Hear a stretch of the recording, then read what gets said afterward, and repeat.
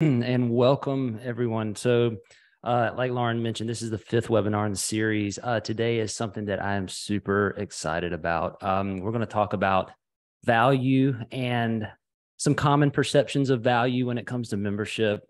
I think what we're going to find is as we step through this, my goal here today is not to not to just send you away with a cookie cutter template that you can just go turn a switch on and start doing X, Y, and Z. I want you to sit here today and just give some thought to how we think about value in terms of membership. And I think what you're going to find is that by the time we get to the end of the presentation, you're going to walk away with some new ideas and perspectives that will likely frame a lot of new actions that you're going to take under the hood of your membership as you go forward. So just a quick rundown of what we're going to cover. We're going to look at value through the lens of membership, what that means, how to capitalize on it.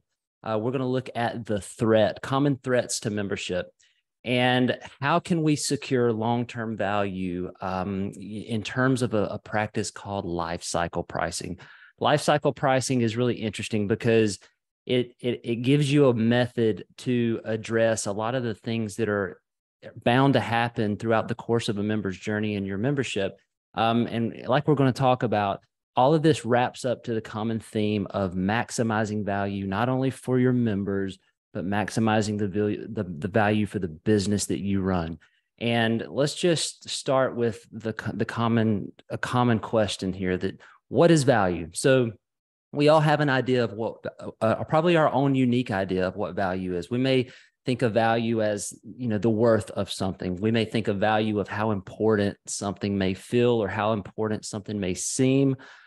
Perception is value, our perception of something, whether that's positive or negative. Or do you view value as a calculation? Is it a hard number that you can assign to X, Y, and Z? These are common responses that we get when you ask someone, what is value? Now, the second question I want you to think about for a minute is, what makes your membership valuable? Is it your earnings? Is it your member count? Is it your content quality, or is it your churn rate? You may have lots of ideas of what you may think makes up the value inside your membership, but if you go look at successful memberships across the board, not only those in Memberful, but even outside of Memberful, what we find is that membership value is actually none of these things. And I'm going to explain what I mean by that in a few slides later. But what I want you to take away right now before we get any further is that I want you to open your mind up to a new perspective of value and where the value of your membership is not only generated from, but where is it likely hiding today? So here we go. Membership value.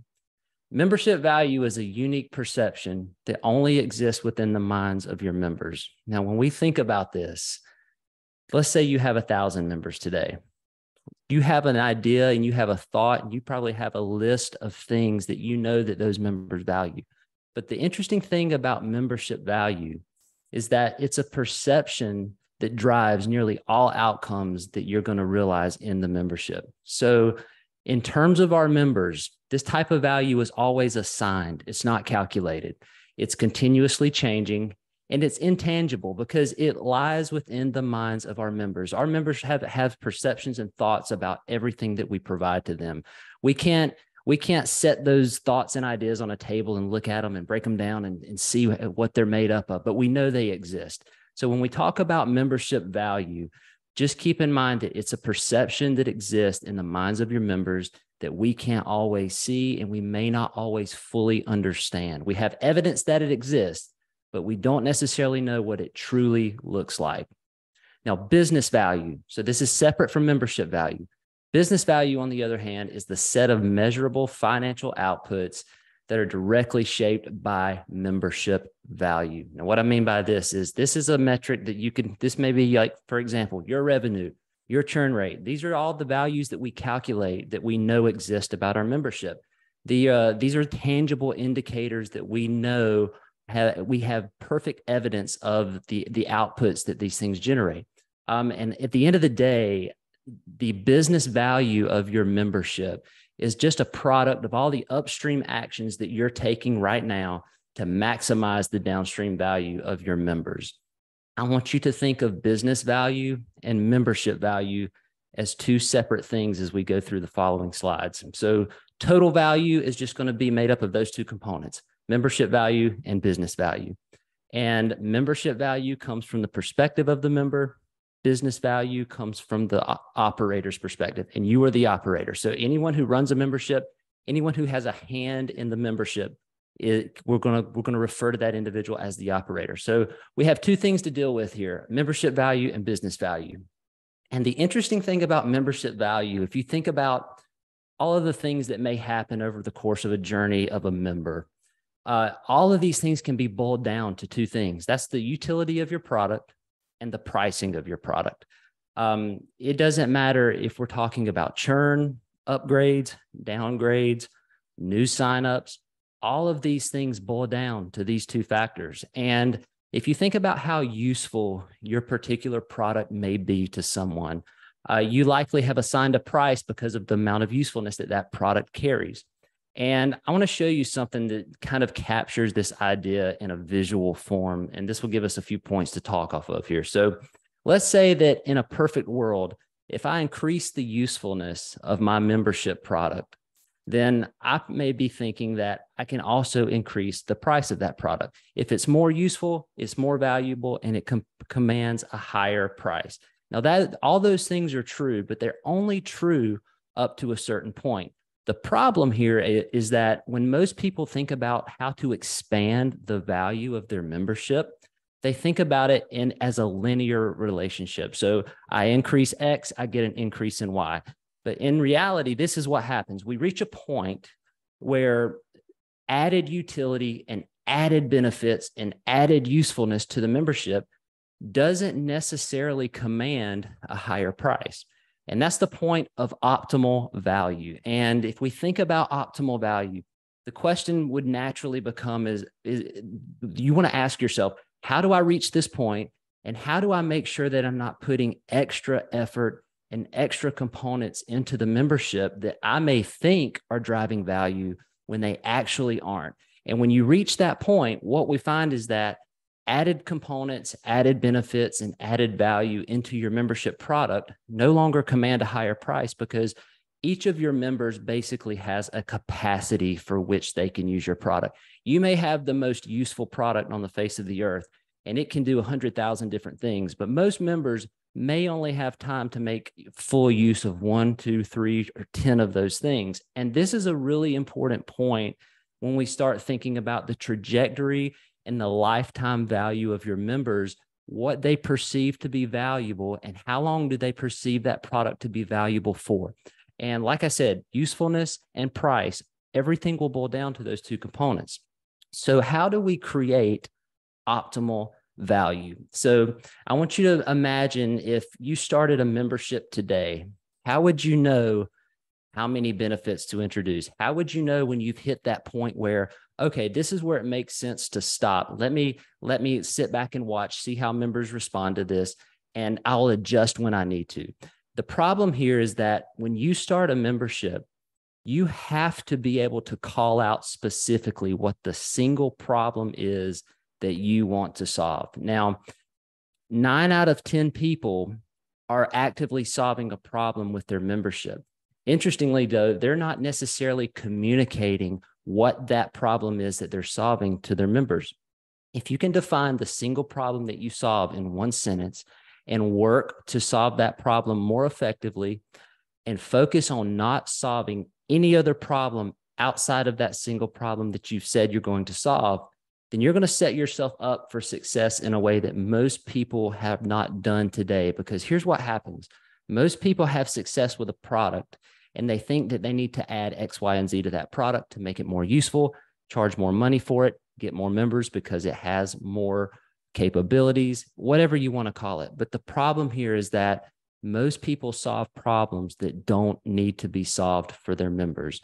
And I want you today, if on your website, if you don't have a headline when someone lands on your website today that says immediately what the single problem is that you are going to solve for them, after we get off this call, I would encourage you to walk away and go write down on a piece of paper what is the single sentence that defines the problem that you solve. And we're going to look at a quick example about what a lot of sites have today that where they think they're doing this, and the on the flip side of what this actually turns out to look like when it's done the right way. So let's say I have a newsletter.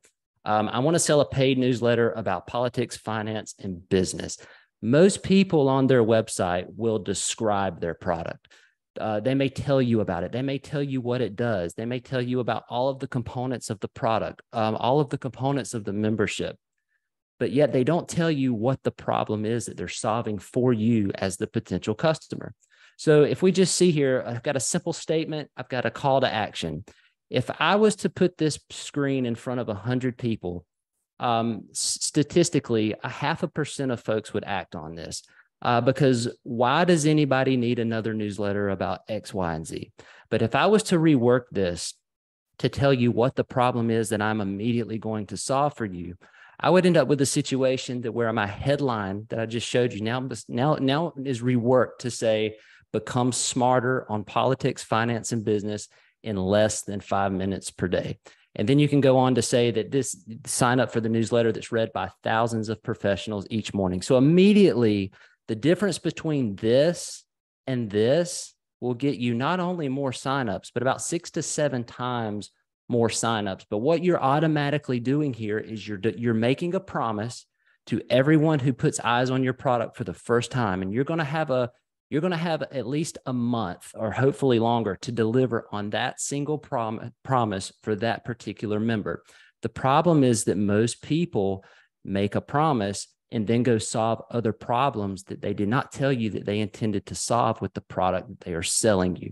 So the takeaway from this particular part of the presentation is that boil down the single problem that you solve. And if you can commit to a single problem to solve for every member, every day, every month, every year, that is what's going to determine how your members perceive the value of your membership. And we're going to talk later how to preserve that value over time, because this is probably the largest threat to memberships today. It's not competition. It's not products that look like yours. It's actually comes from within, where you have a situation where someone wants to do all of these new things, but those new things that they want to do aren't necessarily aligned with the original promise they made at the point of sale. I'm going to give you some quick examples here I've got 3 examples from 3 of our existing customers who do this well. So these are like one-line problem statements or one-line descriptors on their websites that tell you exactly what's about to happen when you read more about this product before you decide to buy. So pack smarter, travel farther. This is a travel website. They give you resources for everything that you may need to be an efficient traveler. They tell you how to save money, but you know instantly what you're getting when you sign up for this product. Workweek Lunch, they're another one of our customers. They tell you that you can save time, effort, and money when it comes to food. That is simple. It's to the point. I know exactly what I'm getting. And the third example here is that build and run a stronger independent news business. So another example of when I put eyes on this membership for the very first time, I know instantly what the promise is being made to me, and I expect to be able to deliver on that promise as I go out into time, as my members stay on for a month, 2 months, and 3 months. So if we just think about those 2 things together, the most successful memberships, they create value by solving a single problem, and then they go on to protect that value that they have created. So a lot of people do number 1 really well. A lot of people can tell you what the problem is that they solve. They communicate that problem. But the question needs to become after that, how do you protect the value that you have worked so hard to create, the value you have worked so hard to produce inside your membership? And that's what we're going to talk about next, is once you've got this concept, nailed down from a problem perspective, How do I deliver on that promise over and over and over again to my members in order to retain them for the largest amount of time possible and drive that value to the point of whatever that maximum value shakes out to be? But you're going to see a cool example that we're going to go over here in just a minute about what the difference shakes out to be when you do this number 2 here, the protect the value that you create. It makes an immense difference in the overall outcome of your of your membership. So let's just talk about it, protecting membership value. There is a common threat to membership that you likely are aware that it exists, but you may not have thought about it. And it looks like this. So members do not destroy value, operators do. And what I mean by that is that if we think about where the largest threat is today to your membership, it doesn't lie outside your membership. It actually lies with you, the operator, with you, the founder. Most folks who experience events in the membership that prove detrimental to revenue are 9 out of 10 times because of a problem being solved that didn't need to be solved. So this is all clearly unintentional. I don't mean that operators intentionally destroy the value in their program. I'm just saying that the common threat to memberships usually lies from the operator's side of things. And the common ways that value is destroyed. So these are 3 key points, and this will guide the rest of what we talk about today. But if we just think from a 20,000-foot view here for just a minute about what the threat is today and how these things shake out in real life to come to fruition. Number 1, mistaking natural member tendencies for warranted changes. So what does this mean? I want you to think about your program for a second. And let's say that you have a member that sticks around for 6 months. And after 6 months, that member cancels. And on the start of month 7, that member is no longer paying you anymore. Let's say that the next month you have more churn. You're seeing more members fall out of the membership. Well, as an operator, I see this churn happening. As an operator, I see people deciding not to upgrade. I see people that decide to turn off auto renew. That doesn't always necessarily command a change that's needed to your product. However, a lot of people see this and they say, oh no, something must be wrong with my product. I need to add some new features. I need to add new components to the membership to attract people and make people want to stay around more. But in fact, this is just the natural, what we call ebb and flow of membership. Your members have a finite amount of time that they're going to spend with you. In just about any case, neither you or I know today what that amount of time is going to be, but I can guarantee you that it's finite. No one is going to stick around forever and be a paying member. It's our job to figure out what the natural membership life cycle looks like for our own situation. So if someone comes into the membership on day 1 and they churn on month 3, and we see that consistently, and we still have conviction that the product is where it needs to be, that just simply may be the amount of time that your product serves a customer during that season of their life. So keep this in the back of your mind because it's so important as we think about long-term trajectories of revenue and long-term trajectories of member churn that it's natural for it to happen, but we don't need to try to always get in the way and interrupt the natural cycle of churn and the natural cycle of revenue, because that cycle is always going to be there. We just need to be able to optimize for it and design around it in order to maximize the value of that member while they're in the membership. Number 2, having a rigid pricing structure. So maybe you use discounting, maybe you run promotions, maybe you will provide incentives for someone to prevent them from churning. But if you have a pricing structure that's so rigid that you don't have room to discount or you're unwilling to discount, that is another major threat to the value of your membership, because what we're going to see here in a few minutes is that there's a point in there absolutely becomes a point in your membership where a member is going to actually necessitate a lower price of your product. And I'll explain why that works. But number 3 is the neglecting of churned members. Churned members, members churn for lots of reasons. It's not always because they've used your product and they no longer need it. Members churn because of financial reasons. Members churn because credit cards expire and they just forget about it. There are 1,000,001 reasons why people churn. However, all of us automatically assume that folks churn because they just don't want to be around in the membership anymore. That's not always correct. And when you look at recovery rates for members who have already churned out of the membership, the easiest way to drive continued revenue is reaching back out to those churned members to extend an invitation to come back, whether that's with an incentive, whether that's just to start a conversation. That's always going to be the most readily available pot for you to work out of when it comes to adding folks back into the membership. But I want to talk a second for member tendencies, because we think about our product and what our product means to someone. However, a member experiences actually a well-defined trajectory from day one of starting the membership to the point they exit the membership. And what we find is that members always tend to become more price sensitive at a later stage of the membership. So what that means is that once I've been around for 6 months, if I'm paying you $7 a month, I have used your product for a significant amount of time, and that product is no longer new to me. That product is no longer fresh to me. And because of that, my perceived value of that product is naturally decreasing over time. So as our perception of value toward a product decrease over time, that makes us want to pay less money or stop paying money altogether for that product. Maybe it's because we don't need it anymore, or maybe it still serves its purpose, but because that purpose has been so consistently served over and over again, it's not as new anymore. Therefore, I don't feel the need to continue to pay the price that I'm paying. So if you think about it, it's like you buy let's take an example where you buy a new pair of sneakers at the store. You're completely willing on day one to pay $100 for those sneakers, but after they've been worn for 6 months, you look at that pair of sneakers and that probably doesn't look like $100 product to you anymore. It's been used.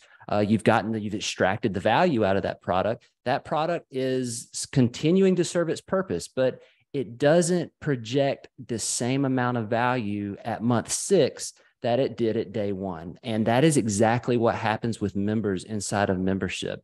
And that perceived value is going to decrease over time, and you need to get ahead of this. You need to expect it and you need to plan for it.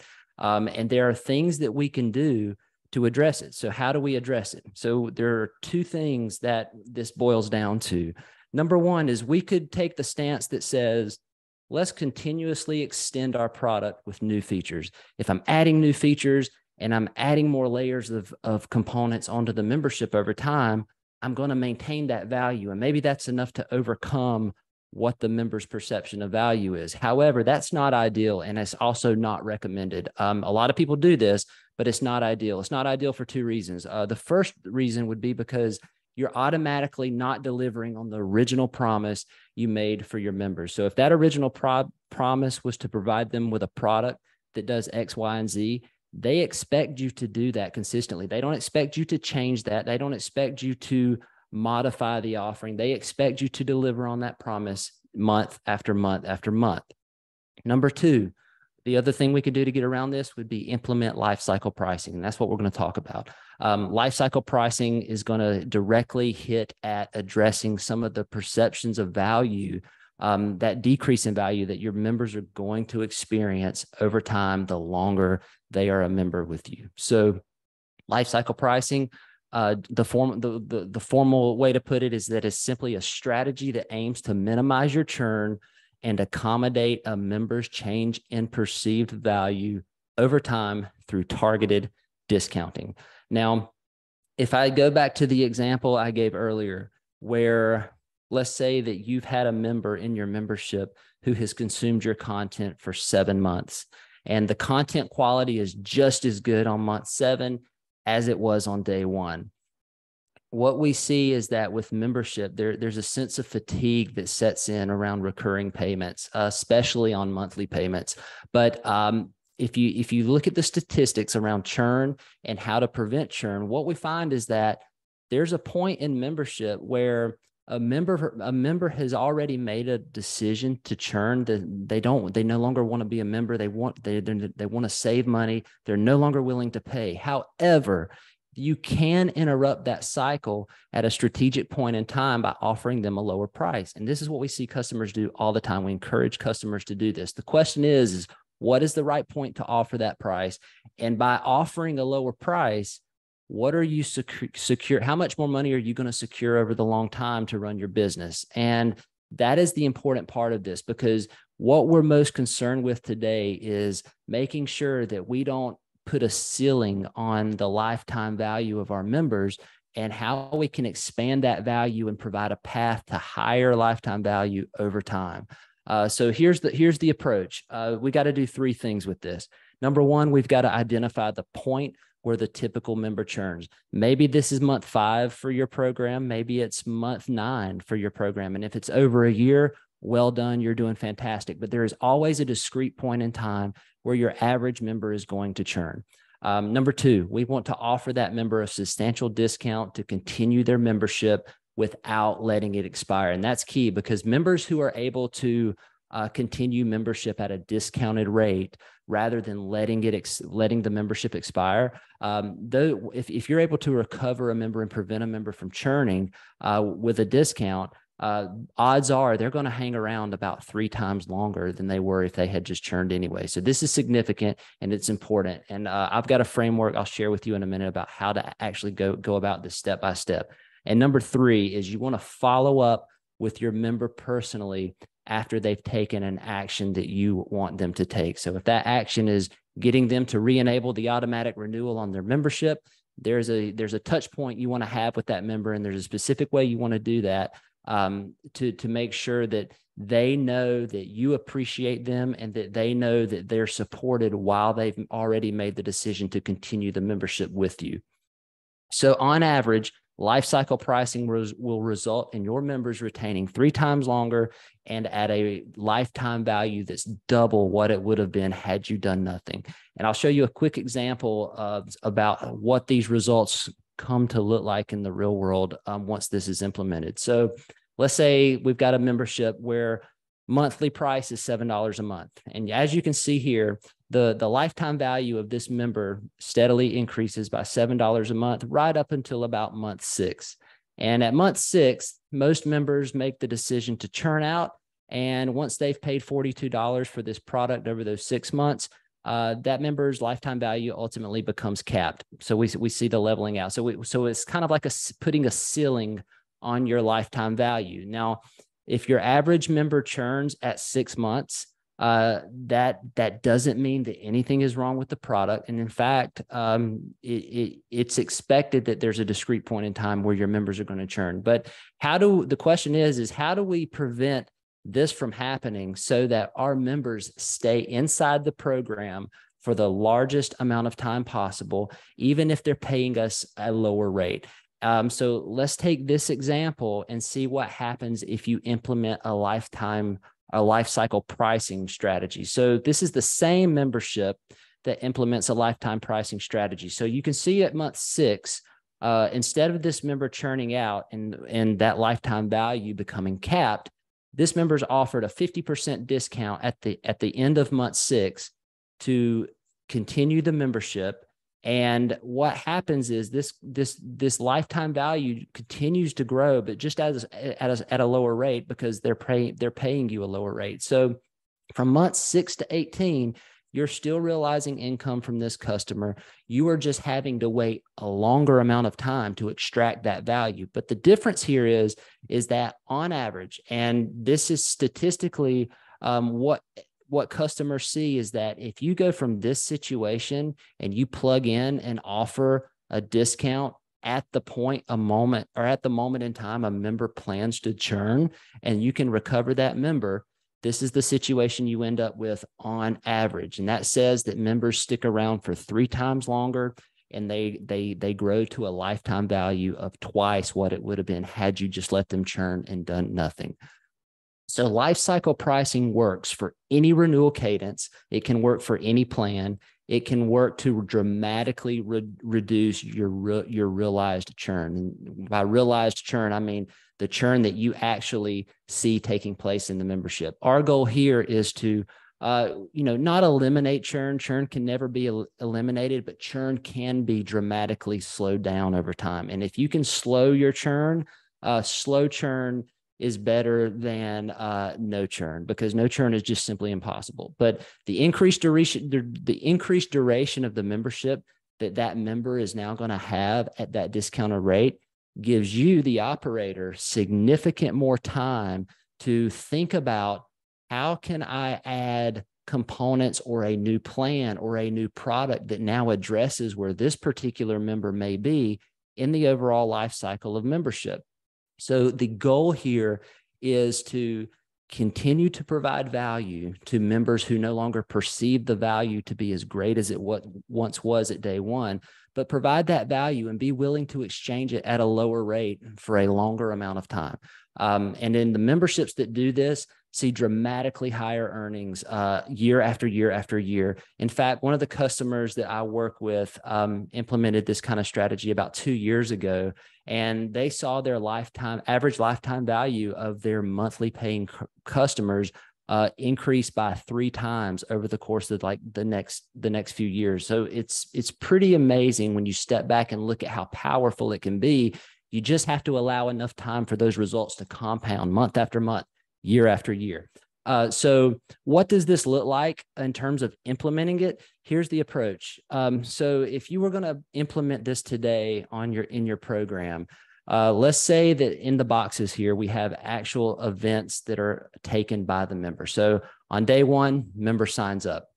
And then we've got a point in time where the member has decided they're ready to churn. They may no longer feel like they need this product, or they're just not sure, so they disable auto renew. Your goal is to make sure, number one, that this event right here happens at a point in time that's no less than 3 months from when they signed up.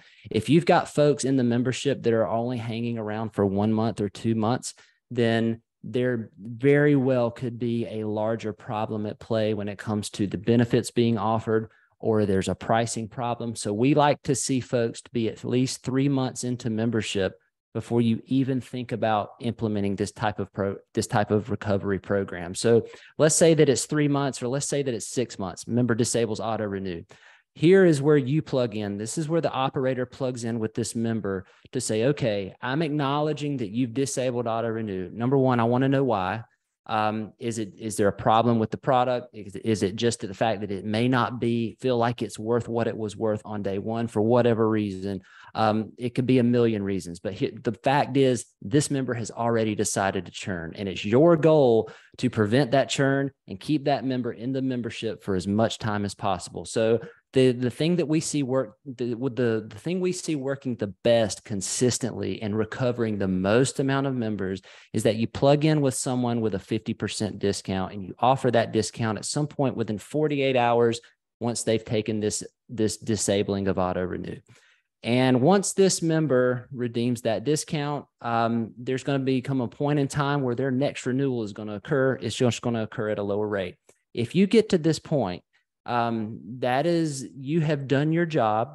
What you've done is that you have automatically combated that natural decrease in the perception of value that we know is taking place all the time in the membership from the member's perspective. But members are, and it's contrary to what a lot of people think, but members are more times than not extremely willing and happy to continue membership at a discounted rate. Number one, because they love the product. And number two is because they actually appreciate when effort is made on behalf of the founder or on behalf of a representative in the membership to say, hey, I realize that this may not be an ideal situation for this price point for your situation going forward. Here's a discount. People appreciate that. And a lot of times people take significant actions off of that. So that's your job within 48 hours once someone has made that decision to say, hey, I'm acknowledging it. We would like to keep you here. We value you. Here's a 50% discount to continue your membership.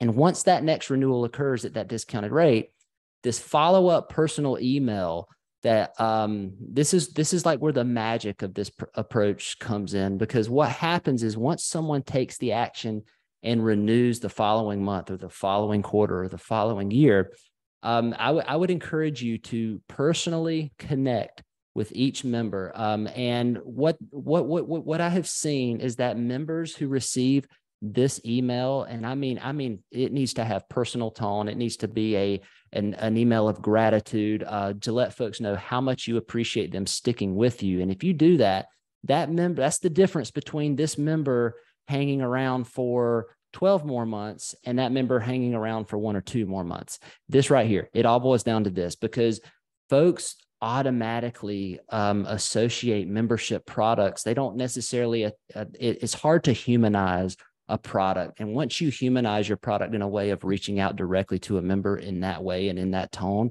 you're gonna maximize the amount of time that person is willing to not only stay in the membership, but you're going to leave a major impression that's going to carry through for the duration of their membership with you. And once you get to this point here where their membership continues, this is where you can start putting more thought into, okay, if I've got members that are hanging around for 8 months at a time, what are my members now needing after month 8 that they're not getting today? And that's your moment where you can say, okay, is this a new product opportunity?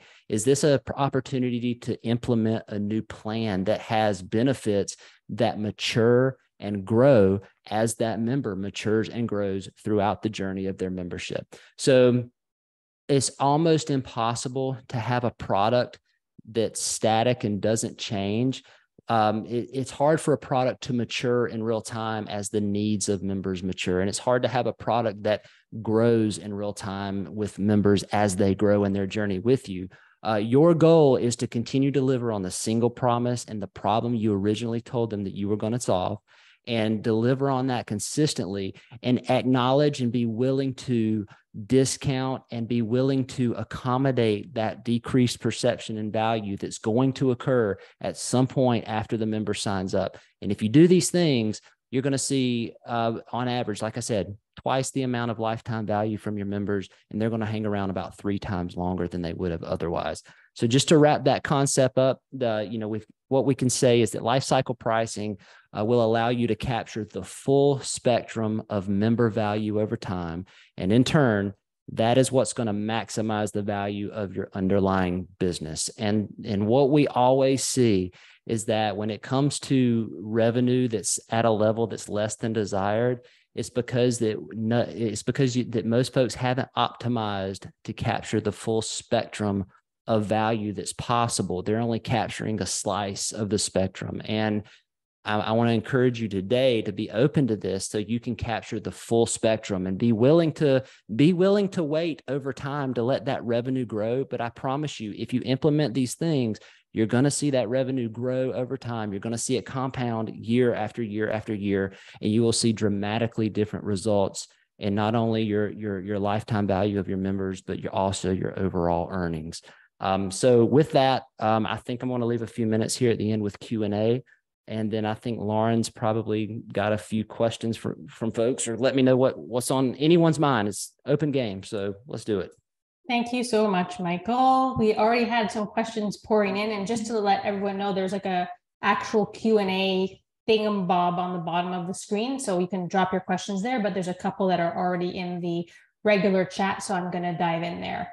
So Katrina is asking, is there a metric that can give us insight into how long a customer stays in the membership before they churn? Yes. So the easiest way to learn that value would be to in your Memberful dashboard, take a look at your lifetime value. And if your membership is $5 a month and your average lifetime value is $30, then but we would just do the math that would say 30 divided by 5 is 6. The average time they hang around is about 6 months. So it's your lifetime value divided by the price of the recurring plan in question. Great. And I added a link to that in the chat. And another question here from Erica. If you pass the 48-hour window when a member disables auto renew, do you recommend the same strategy, i.e. the email outreach and discount offer? Yes. So the reason I say 48 hours, so you've got two options here. You can either personally reach out on your own with a manual email, or you can automate the entire process using the Memberful transactional email that goes out 48 hours after a member disables auto renew. If you're not taking action within the first 24 to 48 hours, the statistically the odds of recovering that member, they just drop off significantly. So what we see across the board is that people who prevent churn have prevented that churn in that 48-hour period after the member has taken action. And if someone's going to take action, it tends to be within a day or two of them disabling that auto renew feature on their membership. Great. Thank you, Michael. Another question coming through from Joanna. Is there an analogy to the 50% discount offered if the product, in this case, a weekly newsletter, is free of charge and price of membership is a suggested donation of their choice? We currently follow up with lost monthly members with a personal email from the founder or editor, but is there another benefit we should consider offering first? So just so I understand, is this like a choose what you pay program? Yes. Okay. Choose what you pay model.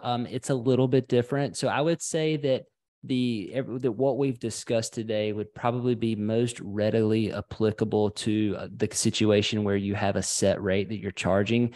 However, I think the elements of what we talked about can certainly still be employed, where if you notice that you've got a donor who has automatically stopped making a contribution of whatever, $3 a month, $4 a month, whatever that happened to be, I still would encourage you to reach out. And just to, if not to say that, even if the rate, if it's because of the rate, encourage a lower rate, but just to understand why. But I would say that if it's a choose what you pay, most people are probably already realizing that freedom of price by the nature of the product that you've built. So there's probably going to be less for you to do in terms of like incentivizing them to stay around, because they're essentially able to incentivize themselves if they're choosing what they pay.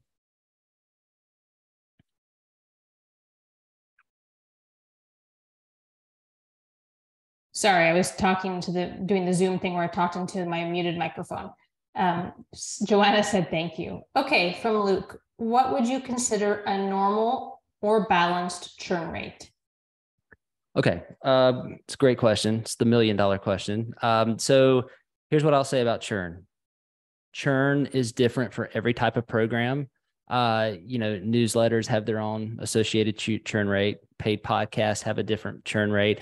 I would say this. If you're wanting to give yourself a place to aim for in terms of your churn rate, you can do the math on this, but I would say if your churn rate implies that folks are in your membership for 3 months or less, then I would take a hard look at my pricing and the benefits or the promise that I'm making to folks to ensure that my average amount of time that a member's with me is at least 3 months, because in order to gain sufficient traction in membership, the 3-month mark is where that starts to happen. And if you're having trouble hitting 3 months, then I would say that there may be a larger issue at hand with the product offering itself. So rather than telling you that a 10% or an 8% churn rate is good, there are some products where a 20% churn rate would be considered a success, and there's some products where a 20% churn rate would be not a good outcome. So it just depends. But I think but don't focus so much on the churn rate as you are the amount of time the member is with you, and I think that's probably the most important target to aim for. Thanks, Michael. We have a bit of a follow-up comment to the earlier discussion of calculating lifetime value. Thomas mentioned that it can be hard to calculate when you have multiple products. And he gave an example. I have a better, so, we're talking about good, better, best. So I have a multiple levels like good, better, best. I have a better subscription at $99 a month. Someone could be subscribed at $39 a month for 6 months, and someone could be subscribed for 6 months at $99 a month. The lifetime value will be skewed. Then if you add a la carte services that are maybe $20 a month, getting average churn by lifetime value is impossible. That's a lot of numbers and math. I don't know if you have something to say or we need to marinate on that, but so certainly if you've got a cohort of members that are, some of those members are getting the same product, but at a different rate. I don't know what so just out of curiosity, and you can let me know in a minute, but how are the members who get the lower rate? Is that just via discounting, or is it like a student discount type thing? I'm not like, if you want to share that, that would be helpful, but I would say that certainly discounted rates within certain segments of an existing plan are going to skew your lifetime value, but I would say that there's still value in using the average for that particular plan, because, if some folks are at 39, some are at 99, if your average LTV shakes out to be somewhere in between the two, around $60 or $65, then I would use that average and divide it by, your average renewal price, and still get an average duration. And that probably gives you a better spot to work off of, rather than looking at all your data and saying, I have no idea what the true value is. Because in reality, someone who's on $39 a month, they are going to have a different amount of time that they're willing to stay because of the price they're paying. So I think in this case, you use the average as long as the plan is delivering the same benefits to all those members. Thank you, Michael. Another participant jumped in and said, agreed. Also, different times of year are more popular for us. I'd like to know who signed up in January, for example, and how long they stay. Sure. So I think the easiest way to do that, so we would call this like a cohort analysis. So for anyone who joined in this month, how do we know how long that those folks continue? With it, there's an export function in the dashboard where you can collect all of your member start dates, and if you use that export and then also export your activity from your activity dashboard in Memberful, you could use those two dates to come up with an average amount of time. But what I will tell you is that the variance between the seasonality effect between when members sign up rather than what determines how long they stay, I have never seen the variance be greater than 15 or 20%. So for example, let's say your best member signs up in August. In most cases, I would not expect there to be a larger than 20% difference between a member who signs up in August versus one who signs up in January, unless they're getting a different price. Great. Thank you, Michael. We have another question that's come through, and it says, I raised my membership rates this year for my subscription newsletter, and I have experienced some churn. Do you still recommend discounting after a rate increase? Yes. I would say as long as your churn rate is below the percentage rate that drove your increase, then you're already in a better spot. If your churn rate is greater than the percent increase that you realized on the plan, then that may need a closer look in terms of maybe just discounting more regularly. But at any rate, if someone has paid a higher price and they're churning more quickly because of the higher price, I would still be just as aggressive on that discount strategy. And in fact, I think that's an even better reason to be more aggressive on that strategy, because even today, even with 50% off, you're still retaining them at a higher rate after the discount than you would with the same discount on the plan price before. So absolutely, I would certainly still use this strategy. Awesome. Thank you, Michael. Anyone else here have any last questions? We have a couple more minutes, so feel free to drop them in the Q&A, drop them in the general chat, and we'll be happy to answer them.